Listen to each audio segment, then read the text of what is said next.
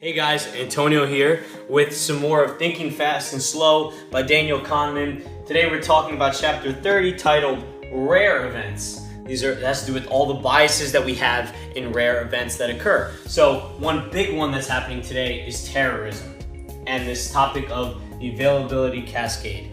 And so if you think about it, when there's one terrorist attack that might kill, 4 or 5 people, that's very tragic, right? No one should ever have to die through violence. That doesn't make any sense. But so the news now takes these negative images of bloody people, of people, dressed in turbans and look like they're from the Middle East, doing things that involve terrorism and killing people. And they replay those images over and over and over again and talk about what they're planning on doing next with their new level of terrorism, where they plan on going next. And so this image gets played over and over and over and over again in someone's head. When we think about it, there is no time where there's been terrorism that is that active, where it's happening every single day to a large amount of people. It's a very, very low amount of the population of people that are actually terrorists, and there's a very, very low chance of something happening that involves terrorism.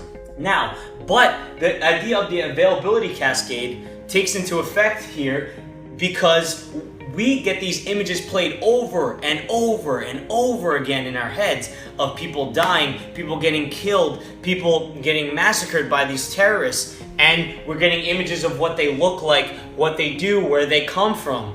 And all of these things are generating this idea that terrorism happens a lot more than it actually does. We have a profile of what a terrorist looks like due to our system one automatically trying to make these judgments. And now people are getting called racist because of what the media is presenting to them every single day. It's making them believe that terrorism is way more likely to happen than it actually is, by making their mind jump to conclusions. Because the mind is an associative mind, and once it has it takes whatever clues it has in any situation, and it'll start assuming that the situation that they're in might lead to terrorism because of the very small facts that they have. Now, there's this other idea called the denominator neglect. So now, just to give you an idea, let's just say these numbers could be completely wrong.